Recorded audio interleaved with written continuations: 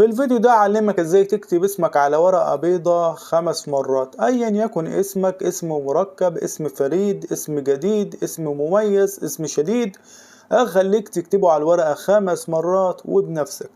اول حاجة عشان تكتب اسمك يا صاحبي لازم تكون بتعرف تكتب، يعني لازم تكون متعلم اللغة.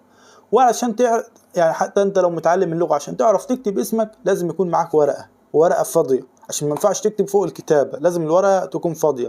وعشان تكتب على الورقة الفاضية لازم يكون معاك قلم. القلم ده يا صاحبي سواء جاف او رصاص ايا يكن ما فرقتش، بس يا صاحبي عشان تكتب اسمك هتمسك القلم بالطريقة دي، تمام؟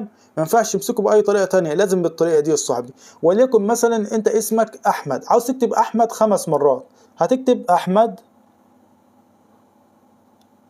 ثانية يا صاحبي القلم شطب، المفروض ان انت تكون مشتري قلم جديد قبل ما تكتب عشان ما يشطبش منك. كتبنا احمد اهو، هنكتب احمد تاني تحتيها، بص يا صاحبي احمد كده مرتين، نكتب المرة التالتة احمد، المرة الرابعة احمد، اخر مرة اللي هي 5 مرة احمد.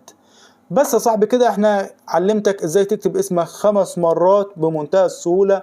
لو عندك اي مشكلة عايزني اقدم لك لها حل يا ريت تقترحها عليا في الكومنتات. ما تنساش تشترك في القناة وتفعل جرس الاشعارات وتضغط لنا لايك للفيديو. السلام عليكم.